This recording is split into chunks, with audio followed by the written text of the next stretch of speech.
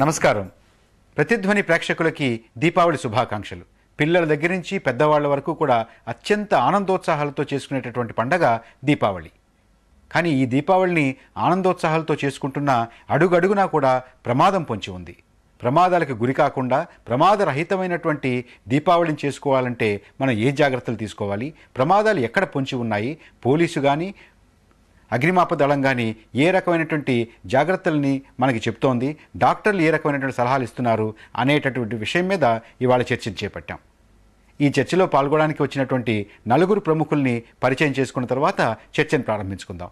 Shri AK Khan, నమస్కారం అండి. Senior police అధికారి, నగర పోలీస్ అదనపు commissioner. Professor doctor P Sudarshan Reddy. అందరికీ నమస్కారం. సుప్రసిద్ధ పిల్లల వైద్య నిపుణులు, ప్రస్తుతం గాంధీ ఆసుపత్రిలో పనిచేస్తున్నారు. శ్రీ డబ్ల్యూజీ ప్రసన్న కుమార్. మీ అందరికీ దీపావళి శుభాకాంక్షలు. నేషనల్ గ్రీన్ కోర్ డైరెక్టర్, రాష్ట్రంలోని పాఠశాలల విద్యార్థులతోటి సమాజంలో పర్యావరణ గురించి అవగాహన పెంచే కార్యక్రమాల్ని నిర్వహిస్తున్నారు. శ్రీ జయరామ్ నాయక్. నమస్తే. ప్రాంతీయ అగ్నిమాపక అధికారి. చర్చలోకి వెళ్లే ముందు దీపావళి రోజు రాత్రి తీసుకోవాల్సినటువంటి జాగ్రత్తల గురించి తెలుసుకుందాం. దీపావళిలో సంస్కృతి సంప్రదాయాలే కాదు, ప్రమాదాలు పొంచి ఉన్నాయి. బాణాసంచ కాల్చడంలో అవగాహనతో మాత్రమే అటువంటి ప్రమాదాలను నివారించుకోవచ్చు. ఇందుకు ముఖ్యంగా నాణ్యమైన బాణాసంచాకే ప్రాధాన్యమివ్వాలి, వాటినే కొనాలి. బాణాసంచ నిల్వ చేసుకునేటప్పుడు, వాటిని కాల్చేటప్పుడు చిన్నపిల్లలను మాత్రం దూరంగా ఉంచాలి. బాణాసంచ పేలుళ్లు, వాటి నుంచి వెలువడే కాలుష్యం ప్రమాదకరమైనందున వృద్ధులకు దూరంగా కాల్చాలి. పిల్లలు బాణాసంచ కాల్చేటప్పుడు విధిగా పెద్దలు పర్యవేక్షిస్తుండాలి. బాణాసంచ కాల్చేటప్పుడు కాటన్ దుస్తులు మాత్రమే ధరించాలి. విష్ణు చక్రాలు, కాకర పువ్వొత్తులతో సహా వేటిని ఇళ్లలో కాల్చటం శ్రేయస్కరం కాదు. ఆరుబయట మైదానాల్లో కాల్చాలి.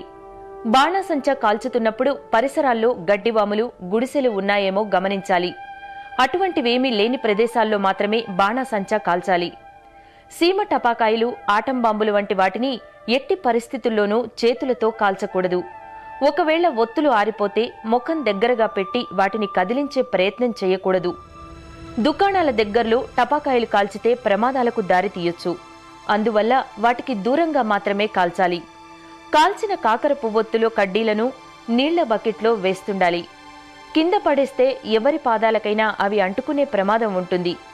బాణాసంచాను పెట్రోల్ బంకులకు దూరంగా కాల్చాలి.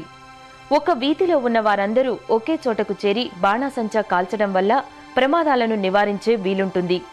బాణాసంచా కాల్చే ప్రతి చోట నీరు, ఇసుక సిద్ధంగా ఉంచుకోవాలి. ప్రాథమిక చికిత్సకు కూడా ఏర్పాట్లు చేసుకోవడం శ్రేయస్కరమని గమనించాలి.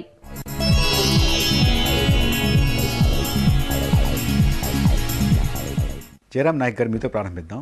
అసలు ఈ దీపావళి పండుగ రోజు అగ్ని ప్రమాదాలు జరగకుండా తీసుకోవాల్సినటువంటి జాగ్రత్తలు ఏంటి? మీ శాఖ నుంచి మీరు తీసుకుంటున్నటువంటి చర్యలు ఏమిటి? దీపావళి పండుగ సందర్భంగా అగ్నిమాపక శాఖ మా యొక్క ఫైర్ సేఫ్టీ వరకు, ఫైర్ కాల్స్ కంట్రోల్ రూమ్లో నమోదు కాగానే వెంటనే అటువంటి ఏరియాలకు తక్షణం వెళ్ళి అగ్నిప్రమాద నివారణకు చర్యలు తీసుకుంటున్నాము. అగ్నిప్రమాద నివారణలో జరిగేటువంటి ఈ విషయాలు అంటే ఎటువంటి కాల్ వచ్చింది, ఆ కాల్ను బట్టి ఎలా రియాక్ట్ అవ్వాలి, తర్వాత ఎటువంటి రెసిడెన్షియల్ కాలా లేకపోతే ఏదైనా వేరే అదనపు కాల్సా, దాన్ని బట్టి రియాక్ట్ అవుతుంటామండి. దుకాణాలు పెట్టడం, దుకాణాల్లో ఈ బాణాసంచా పెట్టడం పేలుడికి అనువుగా ఉన్నటువంటి ప్రమాదం జరిగేటటువంటి సందర్భం ఉన్నటువంటివి, వీటికి ఇచ్చేటటువంటి అనుమతులు కానీ, వీటి మీద ఇచ్చేటువంటి ఆంక్షలు కానీ, వాటితో మీకు ఏమైనా ప్రమేయం ఉందా? వాటితో కూడా మా ప్రమేయం ఉందండి. మొదట్లో ఈ అప్లికేషన్స్ మా దగ్గర వస్తుంటాయి. ఆ అప్లికేషన్లు మేము ఏం చేస్తున్నాం అంటే ఫైర్ సేఫ్టీ సజెషన్స్ మాత్రం సజెస్ట్ చేస్తూ ఈ ఏరియాను బట్టి ఏరియా ఎంఆర్ఓ గారు అయితేనేమి లేకపోతే ఆ ఏరియా ల్యాండ్ ఓనర్ పర్మిషన్ తీసుకుంటాం సార్. ఆ రకమైనటువంటి అనుమతులు లేకుండా పెట్టేటటువంటి వాటి మీద చర్య తీసుకునేటువంటి అధికారం మీకుందా? చర్య తీసుకునే మా అధికారం మాకు లేదు సార్. చర్య తీసుకోవడానికి లైసెన్స్ అథారిటీ పోలీస్ కమిషనర్ గారికి ఫిర్యాదు చేస్తాం. ఖాన్ గారు, ఈ రకమైనటువంటి జాగ్రత్తలు తీసుకుంటున్నారు? మొట్టమొదట అందరికీ దీపావళి శుభాకాంక్షలు అండి. ఇప్పుడు ఈ ప్రిపరేటరీ ఫేజ్ అంటాం, అంటే ఇంకా దీపావళికి చాలా రోజుల ముందు ఎవరెవరైతే దుకాణాలు పెట్టాలనుకుంటారో వాళ్ళందరూ పర్మిషన్ కోసం అప్లై చేయడం జరుగుతుంది. ఈ పర్మిషన్ కోసం అప్లై చేసినప్పుడు సాధారణంగా మేము వీళ్ళని 2 వర్గాలుగా విభజిస్తున్నాం.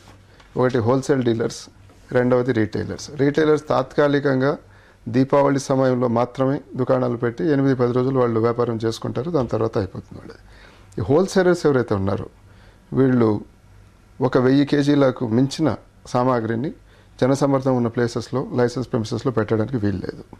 ఎందుకంటే ఒకవేళ ఏదైనా సమస్య వచ్చినా, ఒక యాక్సిడెంట్ జరిగినా దానివల్ల ఎక్కువ డ్యామేజ్ అంటూ ఉండకూడదు. దానివల్ల ఈ నిబంధన, ఈ ఆంక్ష విధించడం జరిగింది. ఈ 1000 కిలోల లోపల స్టాక్ చేసేటప్పుడు కూడా చాలా ప్రికాషన్స్ ఉన్నాయి. అగ్నిమాపక దళానికి సంబంధించిన ప్రికాషన్స్ ఉన్నాయి. ప్రిమిసెస్ ఎట్లా పెట్టుకోవాలి, ఏం చేయాలి, ఇవన్నీ ఎలక్ట్రికల్ కనెక్షన్స్ గురించి ఇవన్నీ చూడడం జరుగుతుంది. ఇప్పుడు కేవలం శ్రీకాకుళంలోనే జరిగింది అనేది కాదు, ఇది చాలా చోట్ల ఇలాంటివి జరుగుతుంటాయి. ఉదాహరణకు హైదరాబాద్ నగరంలో నడిబొడ్డునే 2 సంవత్సరాల క్రితం చాలా పెద్ద యాక్సిడెంట్ ఒకటి జరిగింది. 14 మంది చనిపోవడం కూడా జరిగింది దాంట్లో.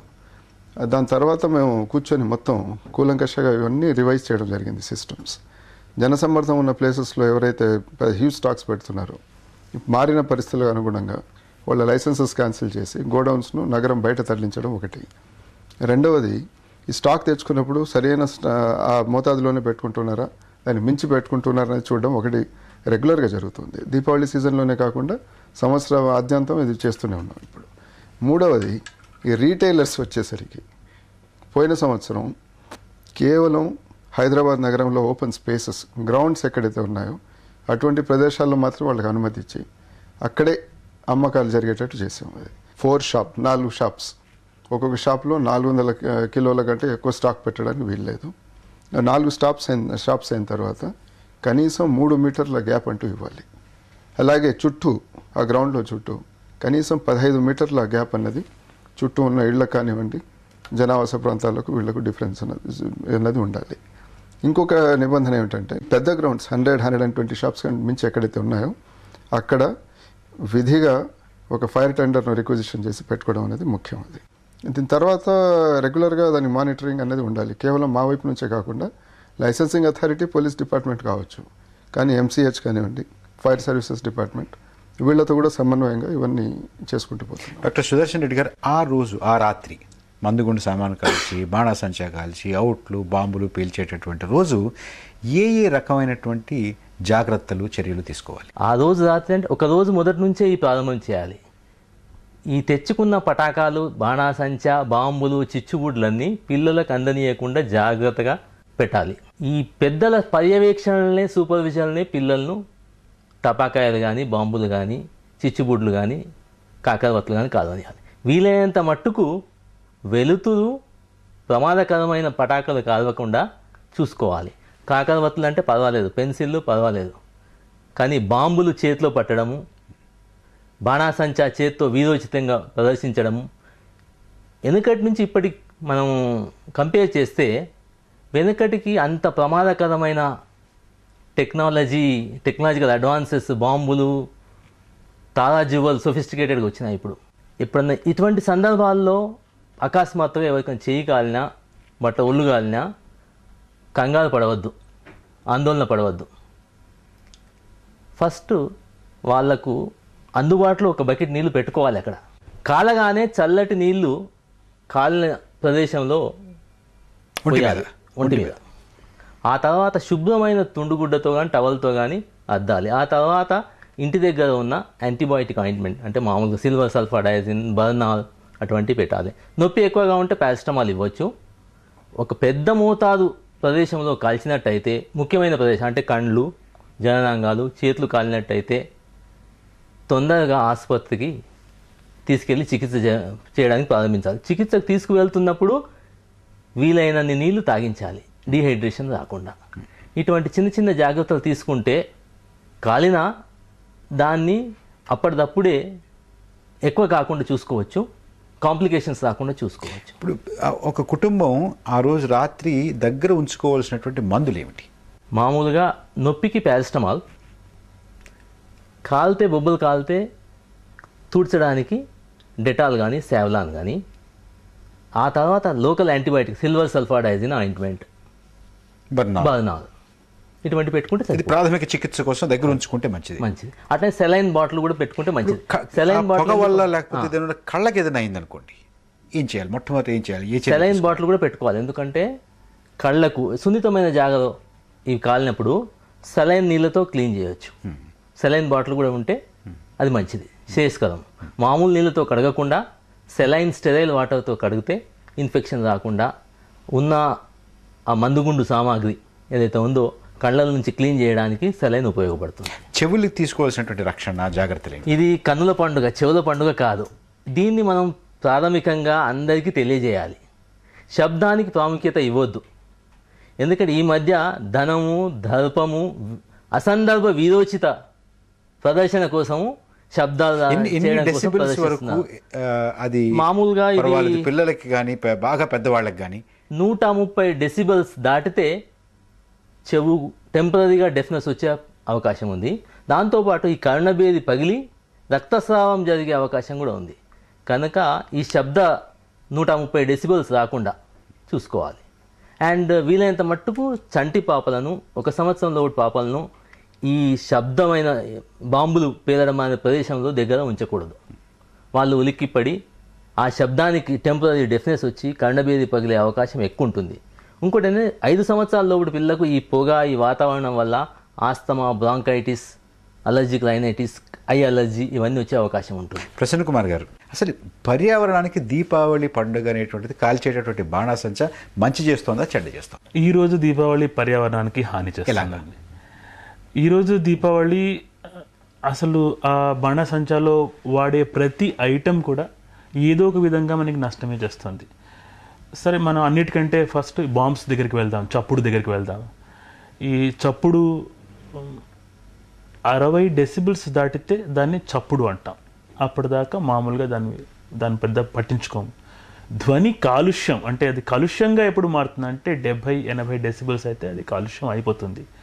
80 డెసిబుల్స్ భయపడి చెవు వినలేదు, చెవికి అది దాన్ని అంతరాన్ని పోల్చుకోలేదు. అందుకనే సినిమా థియేటర్లో కూడా 85 డెసిబుల్స్ కంటే దాటకూడదని చెప్తాం. ఇప్పుడు మేము చాలామంది స్టూడెంట్స్కి ఎగ్జిబిట్ చేసి చూపిస్తున్నాం ఒక్కొక్క క్రాకర్ ఎంత సౌండ్ ఇస్తుందో. ఈ లక్ష్మీ ఆటం బాంబ్స్ నుంచి సుత్లీ ఆటం బాంబ్స్ దాకా. ఆటం బాంబ్స్, అదే ఆటం బాంబ్స్ అనే అంటారు. సో ఆ బాంబ్స్ 110 డెసిబుల్స్, 110 డెసిబుల్స్ నుంచి అనుమతించిన దానికన్నా దాదాపుగా 2 రెట్లు ఎక్కువ. కరెక్ట్. మీరు చెప్పేది ఆదర్శం కంటే అనుమతి ఆ స్టేజ్కి వెళ్ళలేదు. అనుమతి ఏం చెప్తుందంటే 130 నుంచి 150 డెసిబుల్స్ దాకా కూడా వెళ్ళొచ్చు అనుమతి ప్రకారం. సో అది ప్రమాదం ఉంది. సో అందుకని 80 డెసిబుల్స్ చెవు అనుమతించదు. చట్టం అనుమతించవచ్చు కానీ చెవు అనుమతించదు, తీసుకోలేదు ఆ శబ్దం. ఆ పైబడి పడిందంతా కూడా చెవి మీద ఎఫెక్ట్ అవుతుంది. కొన్నిసార్లు టెంపరీ థ్రెషోల్డ్ షిఫ్ట్ అని, కొన్ని రోజుల కోసం అని చెవులు వినపడదు. కొన్నిసార్లు పర్మనెంట్ థ్రెషోల్డ్ షిఫ్ట్, పర్మనెంట్గా కొంచెం గట్టిగా మాట్లాడితే వినపడదు వాళ్ళకి. అలాంటి పరిస్థితి వస్తుంది. కొంతమందికి చెవుడే రావచ్చు. పెన్సిల్స్, తాళ్ళు, ఇవన్నీ ఈ కాకరపోతులు ఇవన్నీ కాలుస్తాం. వీటిలోంచి మెగ్నీషియం ఆక్సైడ్స్, రకరకాల హెవీ మెటల్స్ ఆక్సైడ్స్ బయటకు వస్తాయి. దీపావళి టైంలో చలి ఉంటుంది. ఆ చలి టైంలో గాలి స్తబ్దంగా ఉంటుంది. గాలి ఒక చోటు నుంచి ఇంకో చోటికి కదలదు. ఈ పొగ అక్కడే ఉంటుంది. ఆ పొగలోనే మనం కొన్ని గంటల సేపు జీవితాన్ని గడుపుతాం అన్నమాట ఆ దీపావళి సందర్భంగా. సో ఈ పొగలో ఉండే కాలుష్యాలన్నీ మామూలుగా పోయేవి, బయటికి పారిపోయేవి, బయటికి విదజల్లబడేవి. అప్పుడు మన గుండెల్లోకి, మన ముక్కులోకి, మన ఊపిరితిత్తుల్లోకి వెళ్తాయి. ఇది చాలా దారుణంగా మన మీద ఎఫెక్ట్ ఉంటుంది. 2-3 మనకి క్లియర్గా కనిపించేవంటే చంటి పిల్లలు ఉలిక్కిపడి గుక్క పెట్టి ఏడుస్తారు. మేము పిల్లల్ని అడుగుతాం, చంటి పిల్లల్ని ఏడిపించే పండగ దీపావళి. ముసలి వాళ్ళు దగ్గు దమ్ము పెరుగుతుంది, వాళ్ళ బీపీ పెరుగుతుంది, ముసలి వాళ్ళని ఏడిపించే పండగ దీపావళి. ఆవులు, గేదెలు రాత్రి భయపడి పాలు ఇవ్వవు. సో దూడలు ఆ రోజు శివరాత్రి ఉంటాయా మన ఇంట్లో దీపావళి జరిగితే? అంటే వాటికి తిండి దొరకదు, పాలు దొరకవు ఆ రోజు. పైన చెట్టు మీద ఉండే పిట్టలు, పక్షులు, చిన్న పిట్ట పిల్లలు ఉంటాయి, ఈ చప్పుడుకి గుండెకి చేస్తాయి. అదే కోడి పిల్లలు, మనం పౌల్ట్రీ ఫార్మ్స్ అట్లాంటివి దగ్గరలో ఉంటే వాటి దగ్గర మనం బాంబు కాలిస్తే అక్కడ ఆ పక్షులు చేస్తాయి. ఇంతమందికి ఇన్ని రకాలుగా నరకయాతన పెట్టి మనమే నరకాసురుడై మళ్ళీ ఏదో నరకాసురుడిని చేశామని చెప్పి మేము ఏదో సంతోషం జరుపుకుంటున్నాం అనుకుంటే అది సంతోషం కాదేమో. దీపావళి జాగ్రత్తలు అనే అంశం మీద చర్చను చూస్తున్నాం. ఇప్పుడు ఒక చిన్న విరామం.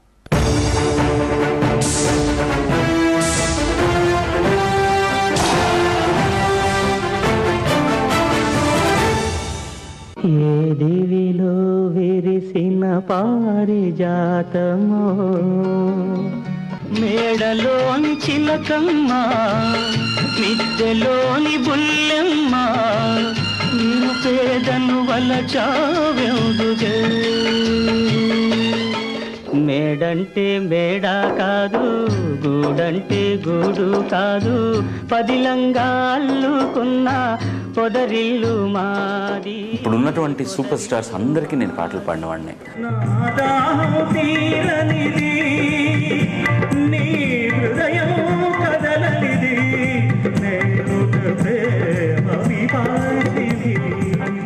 ఇదంతా సంగీతం అనుకుంటే మనం ఇందులో ఎంత మాత్రం నేర్చుకున్నాం, మనకి ఎంత వచ్చు అని ఒక్కసారి బేరీజ్ వేసుకుంటే సముద్రంతో వీఆర్ నథింగ్. సంతృప్తౌ వాగర్థ ప్రతిపత్తయే. నా వృత్తి జీవనంలో చాలా ముఖ్యమైన మరొక ఘట్టం ఏంటంటే పాడుతా తీగ. ఇవాళ నేను ఎంతమందికి మార్గదర్శనో నాకు తెలియదు, కానీ నాకు చాలా మంది మార్గదర్శకులు. పాడవే ఎస్పి బాలసుబ్రహ్మణ్యం ఈ వారం మన మార్గదర్శి.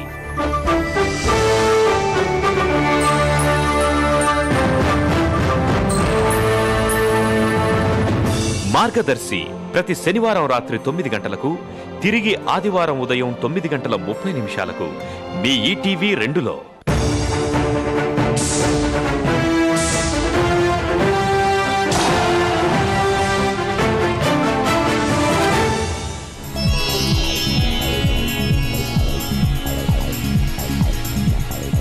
జయరాం నాయక్ గారు, ఆవేళ రాత్రి అగ్ని ప్రమాదాలు జరగకుండా కుటుంబ సభ్యులు, ఇళ్ళు, వాకిళ్ళు, అక్కడ ఉన్నటువంటి వారు తీసుకోవాల్సినటువంటి జాగ్రత్తలు ఏంటి? జనరల్గా ఈ టపాకాయలు పేల్చేప్పుడు మన చిన్నపిల్లలు వాళ్ళని దగ్గర ఉంచుకొని వాళ్ళ యొక్క సమక్షంలోనే అవి వాళ్ళకి ఎటువంటి మామూలు ఇంజరీస్ కాకుండా ఏదైనా దెబ్బలు తగలకుండా చూసుకోవాలి. తర్వాత కాల్చేటప్పుడు కూడా వాళ్ళు మనం అనుకున్నట్టుగా ఇందాక ఒక వాటర్ బకెట్ 2 బకెట్స్ వాటర్ పెట్టుకుంటే ఏదైనా అన్బర్న్డ్ టపాకాయలు కానీ ఏదైనా అన్అటెండెడ్ ఉన్నా కూడా దట్ వీ కెన్ మనం వాటిని కూడా ఆర్పుకోవచ్చు. ఏ రకమైనటువంటి దుస్తులు వేసుకోవచ్చు, ఏ రకమైనటువంటి దుస్తులు వేసుకోకూడనటువంటివి? ఇప్పుడు నైలాన్, సింథటిక్ ఇలాంటివి కాకుండా కాటన్ దుస్తులు భరిస్తే బాగుంటుంది. ఏదైనా అంటే సడన్గా మనం అంటుకోకుండా నైలాన్ అయితే శరీరానికి అంటే ఎక్కువ ప్రమాదం జరిగే అవకాశం ఉంటుంది. ఖాన్ గారు, పండుగ చేసుకుంటున్నప్పుడు ఆ రాత్రి రోడ్ల మీద, ట్రాఫిక్లోనూ ఏ రకమైనటువంటి జాగ్రత్తలు తీసుకో? హైదరాబాద్ నగరంలో చాలామంది ఈ పండుగ జరుపుకోవాలంటే రోడ్లపైకి రావాల్సిన పరిస్థితి ఉంది.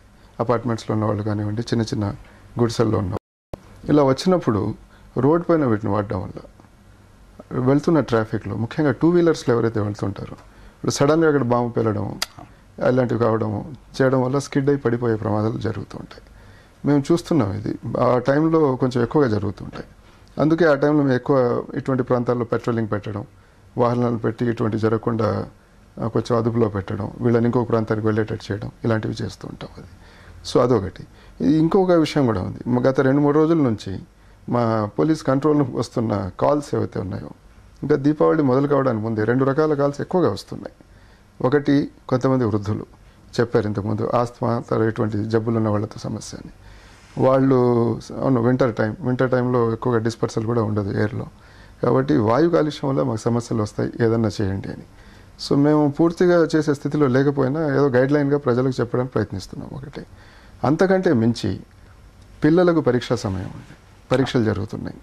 ఇంకా వృద్ధులు పడుకోవాలనుకున్న వాళ్ళు రాత్రిపూట, చిన్నపిల్లలు ఎన్ని గంటల వరకు అనుమతి ప్రకారం, చట్టం ప్రకారం ఎన్ని గంటల వరకు కాల్చుకోవచ్చు, లేకపోతే స్వచ్ఛందంగా మనం ఇన్ని గంటలకు విరమించుకుందాం అనేటువంటిది అది ఏ టైం అయితే మంచిది? ఇది స్వచ్ఛందంగానే జరగాలి. ఇది మేము 10 గంటలు అనేది సూచిస్తున్నాం, రాత్రి 10 గంటలకు ఆగేటట్టు చేయాలి.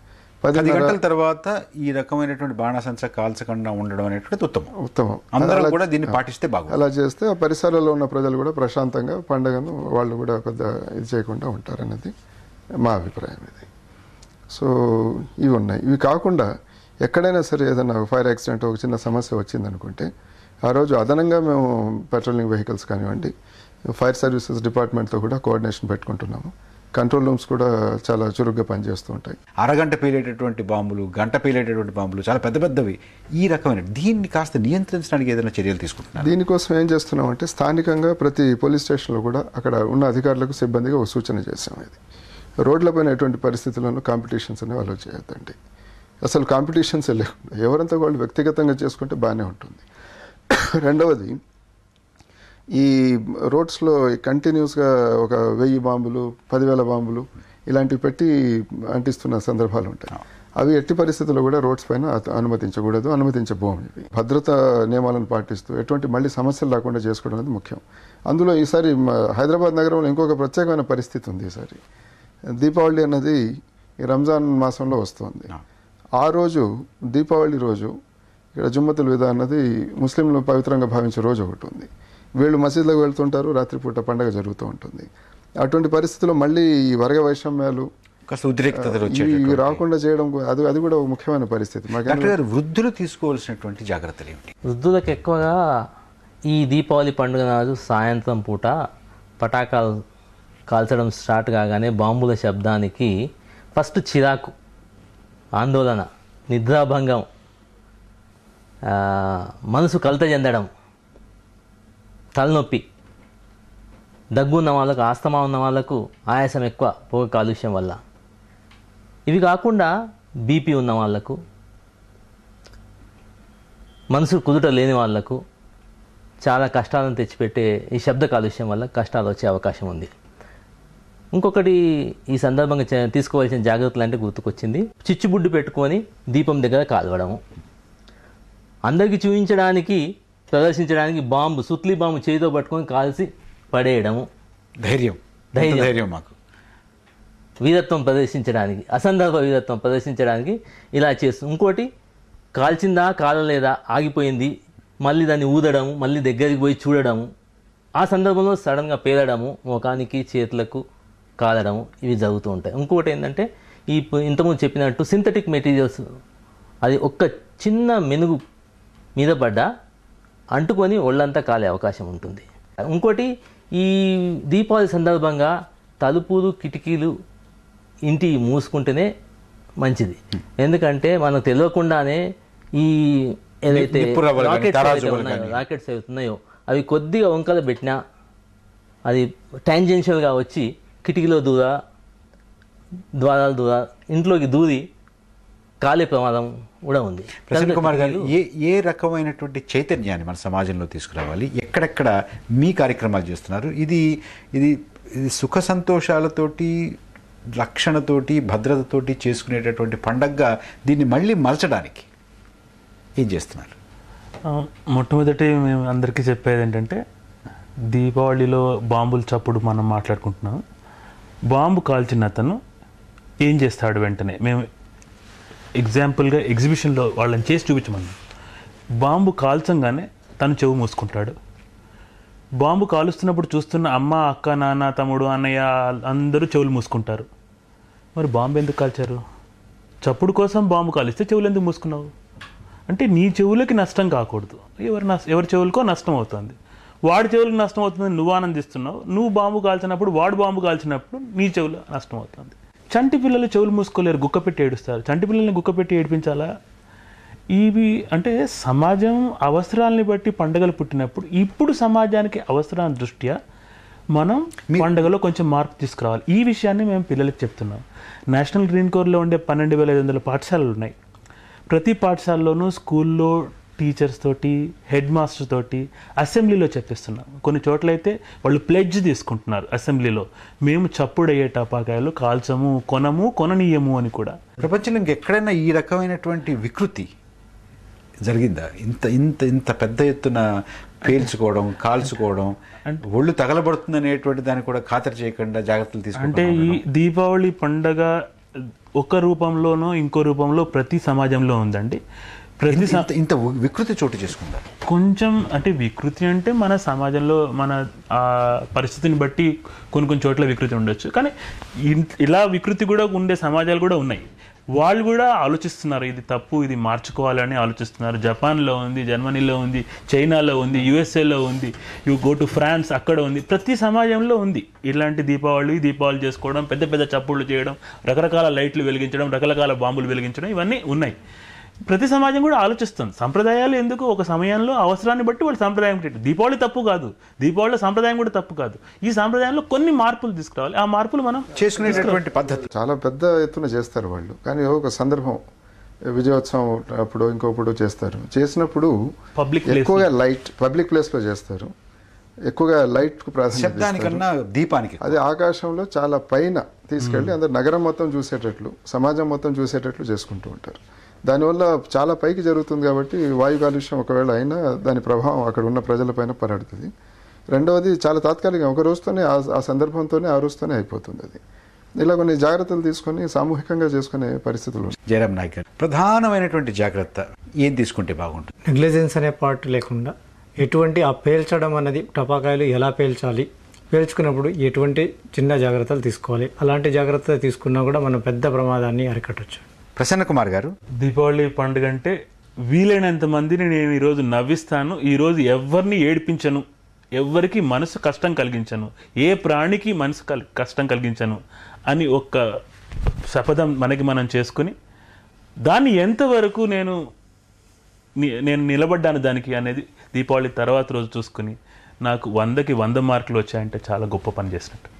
డాక్టర్ గారు, ప్రమాదరహితమైనటువంటి దీపావళి. ఈ తరానికి ముందు తరానికి ఈ దీపావళి కాన్సెప్ట్ ఎందుకు చేసుకుంటున్నామో మనం అవగాహన కలిగిస్తే వాటంతలో వాటే మార్పు వస్తుంది. ఎందుకంటే చాలామంది పిల్లలకు ఈ తరానికి దీపావళి ఎందుకు చేస్తున్నాము, శబ్దం కోసమే చేస్తున్నాము అని అనుకుంటున్నారు. దీపావళి కాన్సెప్ట్ మనం వాళ్లకు అనునయించి సమయ సందర్భంతో వాళ్ళకి అన్నీ నచ్చజెప్పితే ఈ జాగ్రత్తలు తీసుకొని ఈ ప్రమాదాల నుంచి మనం కాపాడిన వాళ్ళం అవుతాం.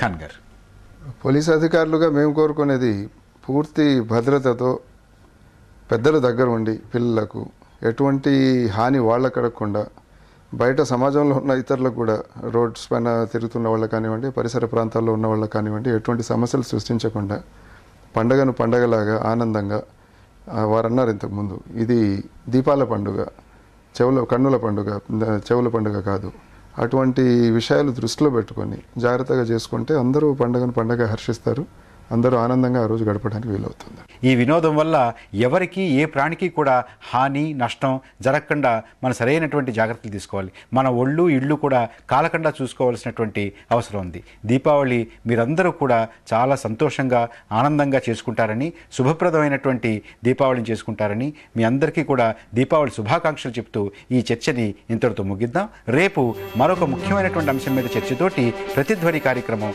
మీ ముందుకు వస్తుంది. నమస్కారం.